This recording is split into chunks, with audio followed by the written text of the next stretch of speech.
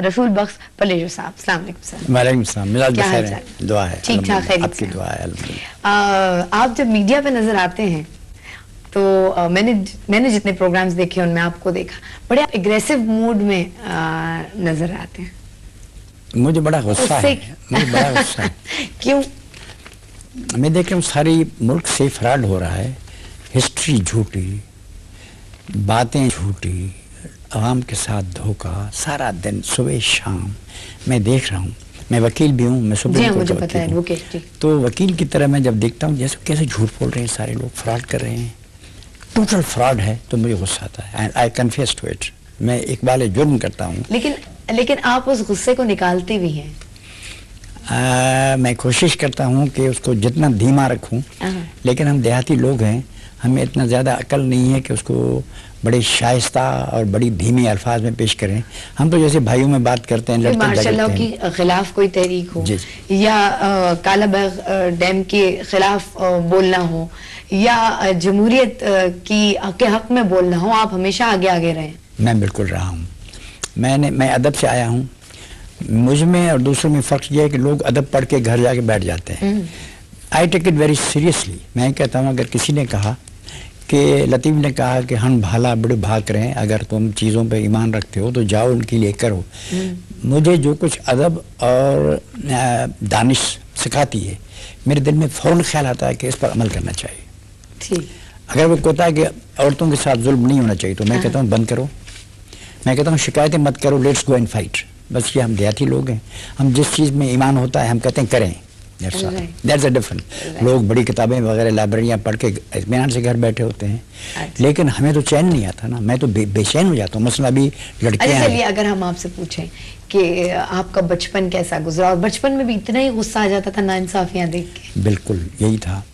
میں جنگشائی یہاں اسٹیشن ہے حیدرآباد، اس کے درمیان میرا گاؤں ہے، وہ ویران سا علاقہ تھا، بارش نہیں پڑتی تھی اور پانی تو تھا ہی نہیں، اس ویران علاقے میں رہتا تھا۔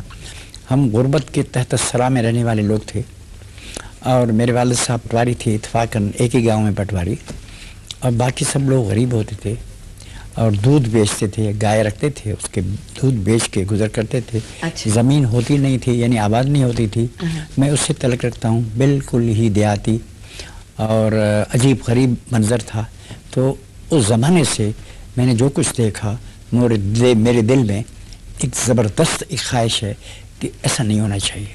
ہمارے ہاں مثلا میری ماں ہوتی تھی تو قاعدہ ہے ہمارا، دیور اور سسر اس کو پیٹے تو وہ نارمل چیز ہے۔ مثلا اگر شوہر بیوی کو پیٹتا نہیں ایک دو مرتبہ تو اس کی معنی کہ نامرد ہے، اس کی ماں اس کو ٹوکے گی، یہ کیا کس قسم کا آدمی ہے۔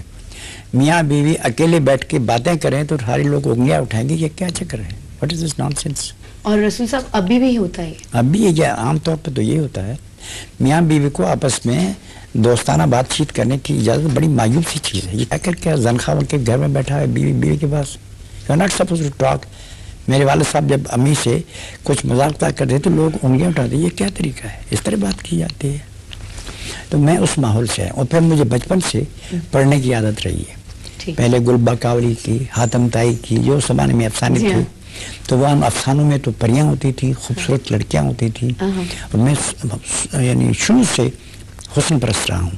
اچھا، میدان وہ پانی جب بہہ کے آتا تھا، عموماً سیاستدان بڑے کم یہ ایکسیپٹ کرتے ہیں کہ جی میں حسن پرست ہوں۔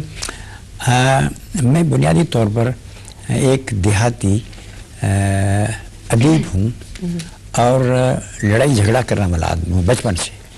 دوسرے لوگ اپنے بچوں کو مارتے تھے، میں کیوں مارتے ہو؟ وہ کہتے ہیں بچہ تیرا ہے میرا ہے۔ میں نے کہا یہ بات نہیں، اس بچے کو کیوں مارتے ہو؟ یا گائے کو وہ پوچھتے تھے، میں کہتا ہوں گائے، وہ کہتا ہے گائے میری ہے۔ میں نے کہا میری کا سوال نہیں ہے، گائے کو کیوں پوچھتے ہو؟ تو میری طبیعت کچھ اس قسم کی رہی ہے۔ اچھا، تو گاؤں میں آپ کی تعلیم کا کیا سلسلہ رہا؟ میں ایک ملا ہمارا میاں جی تھے، وہ 2 جماعتیں پڑھے ہوئے تھے، میں ان کے مکتب میں پڑھا تھا۔ اچھا، تو ان کو ایڈیشن اور کاٹنا اور ایڈیشن اور سبٹریکشن آتا تھا، لیکن ڈویژن اور ملٹیپلیکیشن نہیں آتا تھا۔ اس لیے 1 سال کے لیے پھر وہ پڑھنے گیا، وہ پڑھ کے آیا، پھر ملٹیپلیکیشن اور وہ ڈویژن ہمیں سکھائی۔ تو ان کے پاس ہم 3 برس پڑھے۔ مدرسہ تھا گاؤں کا۔ پہلے تو ہم ایک پیڑ کے نیچے بیٹھتے تھے، پھر اس کے بعد ایک چھوٹا سا گھر بنایا. لیکن ہمیں حکم تھا کہ جب لوگ وہاں سے گزریں تو تم زور زور سے عربی کی کوئی آیت پڑھنے لگو, کیونکہ سندھی پڑھنا گناہ سمجھا جاتا تھا. انگریزی تو خیر 7 درجے سندھی پڑھو تو 7 جہنم ملیں گے, 7 انگریزی اور پڑھو تو 14 جہنم میں داخلہ ہے, شریعت میں جائز نہیں تھا. تو 1930 35 کے, کیونکہ خلافت کا دورہ ابھی ابھی تازہ ختم ہوا تھا. مولانا محمد علی شوکت علی کی اماں اس زمانے میں گئی تھی, تو ترک موالات کا دور تھا. انگریزی مت پڑھو, سندھی مت پڑھو, عربی پڑھو, فارسی بھی نہیں پڑھو, عربی پڑھو. تو ہم زور زور سے کہتے تھے مطلب یہ کہ وہ چلنے والا معلوم کرے کہ ہم عربی پڑھ رہے ہیں, کچھ سندھی نہیں پڑھ رہے ہیں. اچھا. سر ننگا, پھر وہابیت کا زمانہ بھی تھا, سر ننگا مت کرو, اپنے کزن سے بھی بات مت کرو, شریعت کے خلاف ہے. کھیل کھیلو گے تو وہ لہو لعب میں شمار ہوگا, شریعت کے خلاف ہے. میں کہا کرتا ہوں کہ میری زندگی ساری غیر قانونی کام کرتے ہوئے گزری ہے, کھیلنا بھی. اچھا. اور سندھی کتابیں پڑھنا, داستانیں پڑھنا. اچھا, جو سفر آپ نے گاؤں سے اور اس چھوٹی سی آپ نے کہا پیڑ کے نیچے بیٹھ کے آپ پڑھتے تھے, وہیں آپ کی کلاس ہوتی تھی, یہ سفر لا گریجویشن تک آپ کو کیسے لے گیا؟ میں تیزی سے اپنی پٹریاں بدلتا آیا, تیزی سے. اچھا. مثلا ایک زمانے میں میری طبیعت یہ تھی کہ جو چیز اچھی ہوتی تھی میرے دل میں ہوتا ہے کہ میں وہ کروں. اچھا. لوگ اچھی چیزوں کو دیکھ کے کہتے ہیں کہ دیکھو کتنی اچھی ہے, میں دیکھ کے کہتا ہوں کہ یہ مجھے مل جائے. اچھا. یا میں کروں. تو ہمارے گاؤں میں مثلا ایک تھا کہ جم بروہی ایک بڑا زبردست چور ہے, وہ کہیں سے بھی چوری کر سکتا تھا. اچھا. تو میرے دل میں خواہش ہوئی کہ میں جمعے سے بھی بڑا چور بنوں. تو میں نے اپنے چھوٹے دوستوں کو, ہم یہ بچڑے چراتے تھے, ہم لوگ اسکول سے جب فارغ ہوتے تھے تو ہم بچڑے چراتے تھے, گائے کے بچڑے ہوتے ہیں نا, تو اس کو ہم چراتے تھے, چرواہے تھے, ہم بچے تھے. تو ہم نے پہلے شروع کی چوری کرنا بڑا زبردست مردانہ کام سمجھا جاتا تھا, زبردست مرد آدمی ہے. تو ہم کمپٹیشن کرتے تھے کون چرواہے کے دیکھتے دیکھتے چوری سے ایک بکری کے گلے سے اس کا جو میٹر ہے وہ چڑھا سکتا ہے, کون تیزی سے کر سکتا ہے. تو میں بس آپ کا سب سے لیتا تھا, وہ لوگوں کو ادھر غش دے کے چوری کر کے جاتا تھا. پھر ہم نے باقاعدہ چوری کتابوں میں پڑھی, جاسوسی کتابیں, تو میں نے کہا میں جاسوس بنوں گا. تو پھر جاسوسی اور چوری کو ملا کے ہم نے ایک گینگ اپنی بنائی کہ چوری کی جائے, لیکن اس آہستگی کے ساتھ as a matter of entertainment. اچھا. کمپٹیشن ہوتی تھی. تو پہلے میرے آئیڈیل ایک چور ہوتا تھا, پھر جاسوس تھا. پھر محمد بن قاسم کی کتاب ملی تو میں نے کہا فوج بنانا چاہیے, اسلامی دنیا کے فتح کرنا چاہیے, فتوحات کرنا چاہیے. یعنی آپ پہ ہر چیز کا اثر بہت زیادہ ہوتا تھا؟ بہت اثر, میں بہت حساس تھا. اچھا. پھر ہیرو بنے. مسلم لا کالج سے آپ نے لا کیا؟ جی جی جی. اس کے بعد آپ صحافت سے وابستہ رہے؟ جی جی. آپ نے 5 سال جرنلزم اپنا کیریئر بنائے رکھا, اور نئی سندھ کراچی کا میں ایڈیٹر تھا. پھر آخر وہ آپ کا ایکسپیرینس کیسا رہا تھا؟ وہ زبردست تھا. میں ایک رپورٹر سے کسی کو دیکھ کے سوچا کہ اب صحافت میں چلا جاؤں یا کوئی کہانی پڑھ دیکھ کے صحافیوں کو دیکھ کے مجھے رشک ہوتا تھا کہ دیکھو یہ کیسے ہوتے ہیں, ہر جگہ جا سکتے ہیں. کراچی میں ہوتا تھا, تو میں نے پھر کہا کہ یہ زبردست بات ہے, صحافی جو کوئی کریں. تو میں نوائے سندھ میں کھوڑو صاحب کا اخبار تھا, اس میں میں اسسٹنٹ بنا. اچھا. لیکن میں ہر جگہ ایکٹیویٹیز کرتا تھا. ہمارے مولوی صاحب تھے ایڈیٹر, اس کو پتہ نہیں چلتا تھا, تو میں اپنی کاروائیاں کرتا تھا. مثلا امروز میں ہوتا تھا ایک پس منظر, تو میں اس پس منظر کا کالم میں نے بھی لکھا, اور اسٹالن گراڈ اور روسی انقلاب پر 4 آرٹیکل لکھے. مولوی صاحب کو پتہ نہیں چلا کہ میں کیا کر رہا ہوں. اور پھر میں نے تعارف اسٹالن گراڈ کی لڑائی کا میں نے شروع کر دیا. جو چیزیں مجھے پسند ہوتی تھی میں اس میں کر دیتا تھا. اور میں ریڈیو یہ بہت ساری چیزیں میں اس میں. تو وہیں سے آپ مارکسزم سے متاثر ہوئے؟ مارکسزم سے میں میٹرک سے متاثر. ہمارے استاد تھے محمد ابراہیم جویو, وہ ایمن رائسٹ تھے. ان دونوں کمیونسٹ پارٹی چھوڑ چکے تھے, لیکن وہ لیفٹسٹ تھے. تو اس سے میں متاثر ہوا. وہ ہمیں انگریزی پڑھاتا تھا, انگریزی کا اس کا بڑا شوق تھا ان دونوں میں. انگریزی تو اب تباہ ہو گئی ہے, ان دونوں میں انگریزی بس, انگریزی کے بغیر کچھ نہیں تھا. ہم پنجاب والوں کو انگریزی دان نہیں سمجھتے. یو پی سی بی والوں کی انگریزی میں پسند نہیں ہوتی تھی, کیونکہ we were the last batch of the Bombay University. Bombay University کی انگریزی تو ماشاء اللہ کیا تھی, گرامر کا ادھر ادھر ہو گیا, stand on the last bench. اس دن سے میں نے پڑھنا شروع کیا. اچھا اچھا، آپ کا سیاسی کیریئر شروع ہوا حیدر بخش جتوئی کی جماعت سے، کامریڈ. تو اس تحریک سندھ ہاری کمیٹی سے آپ نے سیاسی کیریئر شروع کیا. اس کے بارے میں ہمیں کچھ بتائیں، کیسے آپ آ گئے سیاست؟ ہم لا پڑھ رہے تھے. میں سندھی ادبی سنگت جو ایک پروگریسو سندھی ادیبوں کی انجمن تھی، انجمن ترقی پسند مصنفین کے ہم پلا تھی سندھ میں، اس کا نام تھا سندھی ادبی سنگت. تو اس میں ہم پڑھتے تھے. تو کسی نے آگے کہا، میں لا بھی پڑھتا تھا، تو کسی نے کہا کہ حیدر بخش جتوئی کی الیکشن ہونے والی ہے اور تم جا کے ادھر ورک کرو. تو ہم نے والنٹیئر کیا، میں وہاں گیا. تو اس کا زبردست ہے. آپ کے پاس ابھی اسپیس نہیں ہے، وہ خود میں اپنی زندگی کی کہانی نہیں لکھی ہے. زبردست تجربہ تھا میرے سامنے. For the first time I went in confrontation. قبائلی سرداری نظام سے میری ڈائریکٹ کنفرنٹیشن ہو گئی. وہ جو ایکسپیرینسز ہے میں بیان نہیں کر سکتا. بس ایک تو یہ تھا کہ ہم جا رہے تھے حیدر بخش جتوئی کے ساتھ، تو گھاس پڑا ہوا تھا، جیپ میں جا رہے تھے تو ہماری گاڑی نیچے چلی گئی. تو اس طرف سے ڈاکو آ گئے. تو ہم الیکشن لڑتے ہو سردار صاحب کے خلاف. سردار صاحب was the greatest Sardar of that time, آج بھی ہے. تو کیوں لڑتے ہو؟ پھر میں نے ان کو تقریر کر کے سنائی کہ تم اس شخص کو ماننا چاہتے ہو.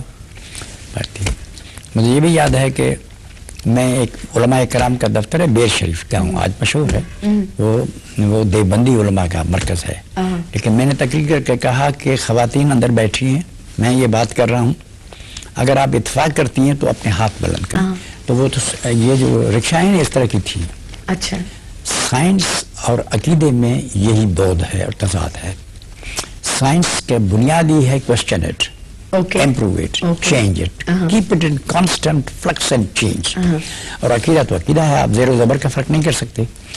تو مارکس نے کہا تھا کہ سوشلزم جب آئے گی، فرینچ انقلاب سے وہ تجربہ تھا کہ سارے یورپ نے مل کے فرینچ انقلاب کو تباہ کیا.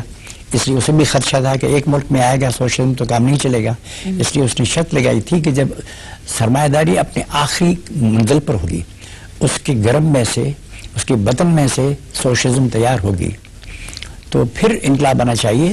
اور 3 ملکوں میں کم از کم ہونا چاہیے ویسٹرن یورپ کے، کہ جرمنی، فرانس اور انگلینڈ. یہ تو ایک ملک میں آ گیا. لینن نے قبول کیا کہ this is not the model revolution that is to be there. Trotsky نے آپ کو بتایا، اس نے کہا کہ نہیں، جرمنی میں انقلاب آ رہا ہے، تم اس کی مدد کرو، ادھر انقلاب مت لاؤ. لیکن اس نے کہا کہ ہم اقتدار پر قبضہ کر کے، آپ جو کہتے ہیں کہ سوشلزم کے لیے حالات سازگار نہیں ہیں، تو ہم کیوں نہ اقتدار پر قبضے کا یہ جو موقع اتفاقاً جنگ کی وجہ سے مل گیا، is a purely a world historical accident, اس کا فائدہ لے کر ہم قبضہ کر کے اور سوشلزم کو سرمایہ داری تیار کرے، اس کے بدلے ہم کیوں نہ کریں اقتدار پر قبضہ کر کے. اچھا، مڈل کلاس جو مزدور ہے وہ مارکس کے خیالات کے پیچھے کیسے چل سکتا ہے؟ جی، آپ کی مڈل کلاس جو مزدور ہے وہ مارکس کے خیال کے پیچھے کیسے چل سکتا ہے؟ کوئی بھی اینی باڈی، ایک سائنس ہے، مثلا فزکس ہے. آپ جب فزکس پڑھیں گے تو آپ کو معلوم ہوگا کہ لاز کریکٹ ہیں. تو یہ جو سارے لوگ ہیں جو مارکسزم کو پڑھیں گے، میں سمجھتا ہوں کہ اگر اچھی طرح سارے لوگ سمجھ لیں، they will find that this is the best way to do things. لیکن مارکسزم چیزوں کو اسکپ کرنے کا حامی نہیں ہے. یعنی مارکسزم کے اصول 2 قسم کے. ایک تو دھرتی کو سمجھا جائے، کائنات کو، انسانی سماج کو اور انسانی سوچ کو، اس کی سائنس ہے جدلی مادیت.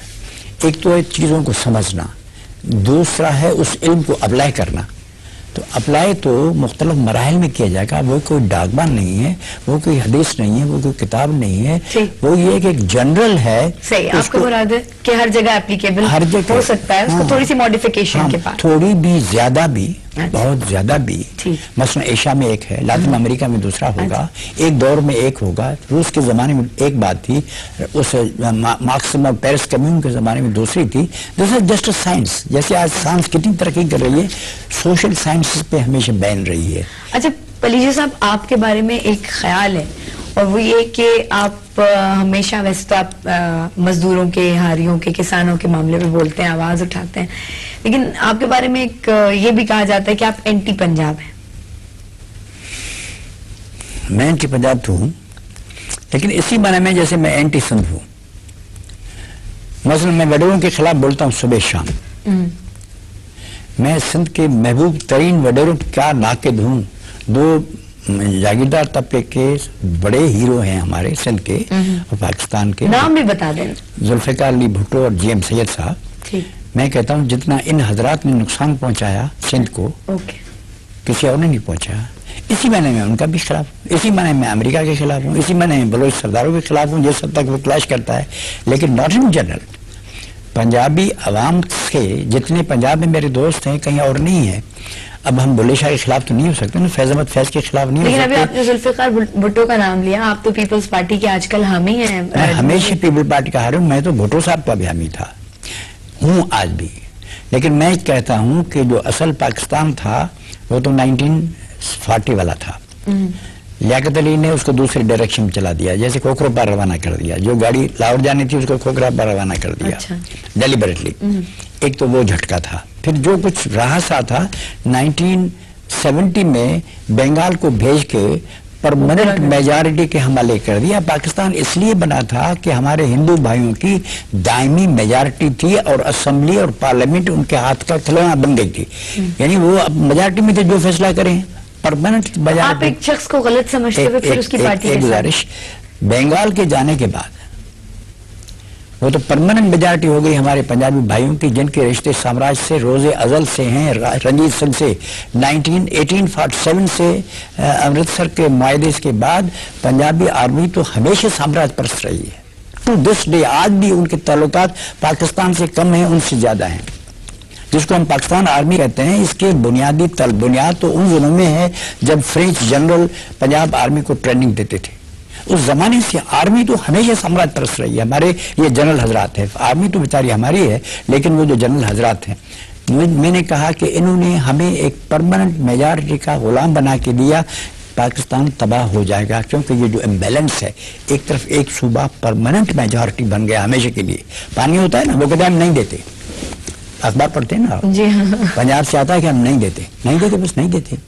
और मुशर्रफ को चूंकि सदर रहना है, इसलिए दरियाओं को, सिंध को सुखा के, तबाह करके, बर्बाद करके अपने 2 कौड़ी की नौकरी के लिए वो दरिया दे रहा है। आप क्या कर सकते हैं इस पाकिस्तान में? This is no Pakistan. ये तो नाम आप लगा दें, एक ठरे का दुकान हो, अच्छा, लगे कि मदरसतुल इस्लाम। बात हो रही पानी की कमी पे, तो आप कालाबाग डैम के इतने शदीद मुखालिफ क्यों हैं? मैं कालाबाग डैम का शदीद मुखालिफ नहीं हूँ। मैं 6 दरियाओं में जो आधा हिस्सा हमारा था उसका मुखालिफ हूँ कि वो हमें नहीं मिल रहा है। कालाबाग डैम तो दूसरी बात है, लेटेस्ट है वर्जन। मेरा सवाल तो 1859 से शुरू होता है, जब पंजाब के रूलिंग क्लासेस ने हमारा हिस्से का पानी डाइवर्ट किया। आज तक डाइवर्ट किया है। 6 दरियाओं में 5 खा गया हमारे रूलिंग क्लास के भाई। मैं कहता हूँ भाई साहब आओ बैठे, फहातु बुरहानकुम इन कुंतुम सादिकीन। वापदा के सदर साहब थे, जनरल साहब जुल्फ़िकार अली। मैंने कहा बैठो, हमारा सिंध का हिस्सा जितना पानी वो हमें दें, उतना दे। उन्होंने कहा बात करेंगे, भाग गया। तो हम तो कहते हैं भाई हैं, सिंधी में कहते हैं 2 भाई और तीसरा भाई है हिसाब किताब। हिसाब करो, 5 दरिया खा गए हैं। कालाबाग डैम तो ऐसा ही है। हम तो उसके जो पहला बने, हम उसके खिलाफ हैं। हाँ, ये गलत प्रबंधन करते हैं कालाबाग। हम कहते हैं दरियाए सिंध के पानी का जो बचा कुचा हमें सरप्ले, वो भी तुम बंद करके उसको दे रहे हो, क्योंकि तुम फैसला कर चुके हो कि पाकिस्तान को खत्म करना है। इसलिए पानी तुम उधर रोक देते हो। पानी ले लो, फिर इनको छोड़ दो, सिंध दफा हो जाए, खत्म करो, फिनिश। जमीनें बेच दोगे अमेरिकी कंपनी उससे के साथ, लूट के, खत्म करके, तबाह करके इन लोगों को, करोड़ों आदमियों को भूखों मरवा के तुम पानी उधर दे रहे हो ताकि तुम्हें 6 साल और नौकरी मिले। आप इतनी प्रोग्रेसिव फिक्र के हामिल हैं, आपकी फैमिली में कोई ऐसा है जो आपके नक्शे कदम पे चल रहा हो, या आपको नजर आ रहा हो कि आगे जाके मेरे ही स्टेप्स, मेरे ही जूतों में पाँव डालेंगे? देखें, घर में कभी कभी एक आदमी खास ख्याल का होता है। हुजूर के ज़माने में हुजूर आए थे, लेकिन उनके चचा आपने देखा क्या हुआ था। हज़रत अली के सिवा बाकी उनके जो अजीज़ करीब थे, हज़रत हमज़ा भी मुसलमान नहीं होते पहले, बाद में देते। तो ख़ानदान में कभी कभी एक ही आदमी होता है। अब आपके सारे जो हैं वो इस तरह आप तरह होशियार हों या ना हो मुझे पता नहीं, या इतने जैसे आप खूबसूरत हैं, इतनी खूबसूरत हों या ना हो, आदमी वेरी करते हैं एक फैमिली में। लेकिन मेरे ख्याल में उनका ट्रेंड वही होता है। हमारे यहाँ हमारा घर प्रोग्रेसिव है, यानी ज़्यादातर। अच्छा। मेरी बहनें, मेरी माँ ان پڑھ تھی مکمل طور پر. لیکن جب مجیب الرحمان ان کا چکر چل رہا تھا تو وہ اس میں تھی کہ بنگال کو آزادی ملنی چاہیے, ان کو حق ہونا چاہیے. بہت پروگریس تھی کیونکہ میں ان کا دوست تھا امی کا. میں کتابیں پڑھ کے, وہ ان پڑھ تھی, میں ان کو پڑھ کے سناتا تھا. پھر میں نے بہنیں پڑھوائی.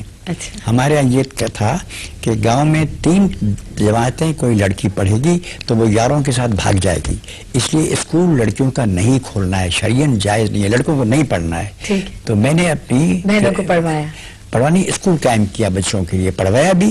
اور میری بہن جو ایم اے تھی اس کو میں نے ملا مکتب میں استانی کر کے رکھا, جس کو گورنمنٹ کی تنخواہ نہیں ملتی تھی. اور لوگوں نے ہمارے گاؤں میں اس کا بائیکاٹ کیا کہ یہ جائز نہیں, یہ لڑکیاں بھاگ جائیں گی. میں نے کہا جو بھاگ گئی وہ گئی, لیکن جو بچیں گی وہ ہماری ہیں.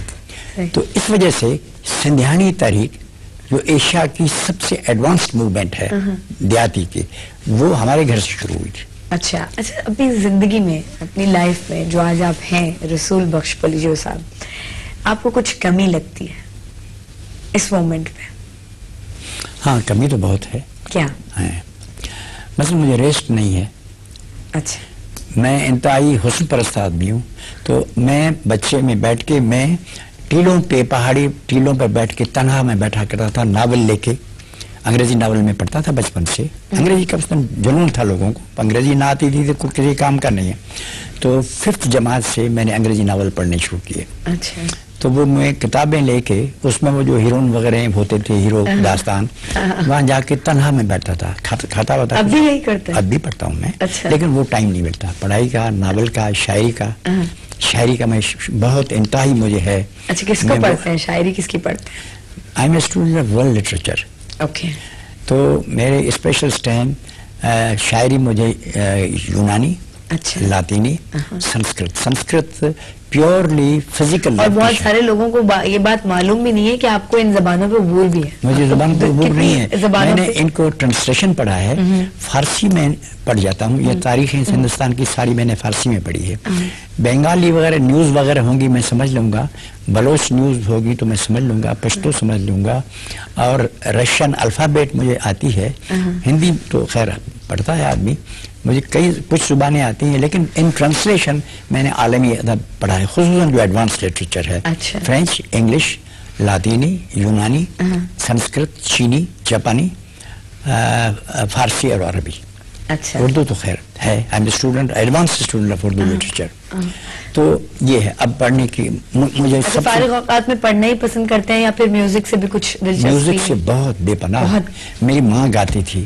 ہمارے ہاں گانا شرعن جائز نہیں تھا. دیوبندی مولا تھی نا, ہمارا گاؤں وہابی بن گیا تھا. میں وہابی نام نہیں سنا تھا, لیکن وہ کہتے کہ شریعت میں جائز نہیں ہے, گانا وانا نہیں ہے. تو میری ماں گاتی تھی, ان کا چچا ایک تھے وہ گاتے تھے. تو بچپن سے میں جب چھٹی پہ کراچی سے جاتا تھا, اپنی پھوپھی تھی اس کو کہتا تھا کہ مجھے گانے سناؤ. تو مجھے سارا میرے لیے وقت تھی, وہ آ کے مجھے گانا سنا دیا. پھر جو فقیر میں تو ان کو سنا, لیکن اب کن کو سنتے ہیں؟ اب میری بیوی زرینہ بلوچ, وہ زبردست یہاں کی انقلابی نغمے بھی گاتی تھی, اردو میں بھی, فیض کو بھی گاتی تھی, لیکن سندھی میں, اور وہ بڑی ریولوشنری لیڈی تھی. میں نے اس کو تربیت دی, سندھانی تحریک کی رہنما تھی. تو ہم ہمارے گھر میں ہوتے تھے. پھر عابدہ پروین سے ہماری دوستی ہے, ان کے شوہر سے ہماری دوستی ہے. مہدی حسن صاحب ادھر آتے تھے. سندھ کے جو ٹاپ گانے والے تھے وہ مائی بھاگی, وہ میرے گھر آتے تھے, کیونکہ میری بیوی ریڈیو پہ سنگر تھی, ٹی وی پہ آرٹسٹ تھی, اسی لیے ساری اس کی دوست تھی. ہمارا گھر میں یہ دھنیں بنتی تھی, سارا دن لگے ہوتے تھے. Okay, thank you very much رسول بخش پولیجو صاحب, آپ یہاں آئے. مجھے تو آپ کے انٹرویو کرنے میں بڑا مزہ آیا. آئی ایم شیور کہ آپ کو دینے میں بھی آیا ہوگا. I am so glad, it's a pleasure and a privilege. So do I. Thank you very much. So let's get back to Dubai studio where you are going to join the Zima for news.